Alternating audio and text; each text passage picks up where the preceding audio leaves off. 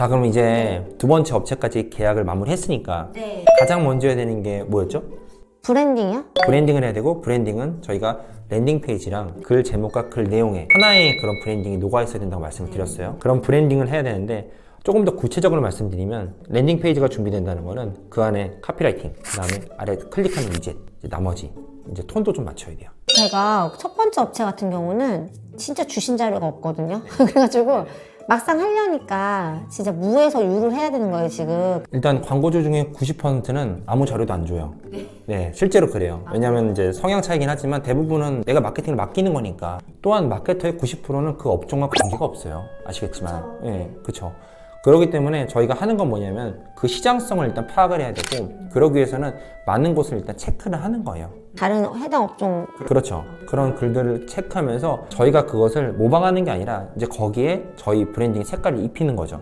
네, 일단은 그래서 그런 것들을 좀 여러 곳을 벤치마킹 하면서 저희가 준비해야 될 거는 이제 랜딩 페이지, 그 다음에 크게 보자면 이제 글에는 키워드랑 제목 이제 핵심이에요. 키워드는 지난번까지 계속 이제 말씀을 드렸다시피 저희가 좀 세부 키워드로 한번 잡아서 해볼 거예요. 일단 글 보면요, 대부분의 분들이 지금 저희가 쓰는 건 일기장이 아니잖아요. 그쵸. 자기 블로그가 아니에요. 근데 많은 분들이 이제 실수하시는 게 일기장스러운 스타일로 많이 쓰세요. 근데 이건 광고주의 블로그니까 저희가 어느 정도 광고주의 그런 시장에 맞는 글을 좀 써야 되거든요. 아까 이게 말씀드렸던 여러 글을 벤치마킹을 좀 하다 보면요, 아, 여기는 이런 글들을 많이 쓰는구나 좀 파악할 수 있어요. 그럼 여기에 글 형식을 대략적으로는 맞춰야 돼요. 보통은 블로그가 나눈 곳 이게 15로 돼 있고요. 얘는 건드리지 마세요, 가급적이면. 그 다음에 이제 줄 간격을 좀 체크할 수 있는데 지금 예를 들어서 180인데 이것을 여러 개로 바꿀 수 있어요. 예를 들어 한 270 정도로 간다 하면 이 정도의 줄 간격이 나오겠죠. 글을 쓰다 보면 처음에는 이제 이런 서론 부분을 쓰고 이제 본론이 나올 거예요. 본론이 나올 때 계속 이런 식으로 글이 글글글 가면요, 굉장히 글이 지루해지고 가독성이 떨어져요. 그리고 가독성이 떨어지면 치명적인 게 사람들이 나가버리겠죠. 그러니까 우리는 체류 시간을 길게 하기 위해서라도 가독성을 좋게 해야 되고, 가독성을 좋게 하려면은 저희가 글을 읽기 쉽게 만들어야 되는데, 그러려면은 할 수 있는 것 중에 하나가 이런 인용구를 사용해서 글을 깔끔하게 보이게 하는 거예요. 예를 들어 학원이라고 생각하면요, 이제 앞에는 좀 후킹 멘트가 들어가요. 처음부터 우리 학원의 뭐 커리큘럼을 설명하는 게 아니라 왜 학원을 다녀야 되는지, 왜 우리 학원을 다녀야 되는지 하는지를 말할 수도 있고, 아니면은 지금 우리 아이 성적에 대해서 말할 수도 있겠죠. 갑자기 요즘 뭐 몇 점 나오시나요? 엄마들이 약간 공부 제일 예민한 거. 예민한 거. 지금 영어를 공부 안 하면 어떤 사태가 일어날까요? 뭐 안 한다면? 이런 것으로 좀 후킹 멘트를 날리고, 이제 본론으로 들어가면 본론에 이제 내용이 나와야겠죠.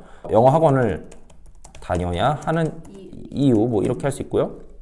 그 다음에 뭐 이유에 대해서 얘기하고 계속 설득을 하는 거예요. 그럼 이제 예를 들어 우리가 머니테이크 학원이라 할게요. 머니테이크 영어 학원의 특징? 좋아요. 학원의 장점, 특징. 이제 마지막으로 뭐 커리큘럼에 대해서 얘기할 수도 있고, 지금 꼭 해야 되는 이벤트가 있다. 그럴 수도 있겠죠. 마지막으로 이제 결론을 이제 멘트를 할 수 있어요. 그리고 맨 마지막엔 이제 홈페이지 주소를 넣거나 보통 홈페이지 링크를 넣거나. 자, 그럼 이런 식으로 해서 글을 써야 되는데 저희가 체류 시간을 위해서라도 글은 최소한 1000자 이상은 돼야 돼요. 우리가 100자짜리면 아무리 꼼꼼하게 읽어도 1분이 안 나와요. 네이버에 글자 수색에 들어가서 반드시 한 번씩 체크를 하셔야 돼요.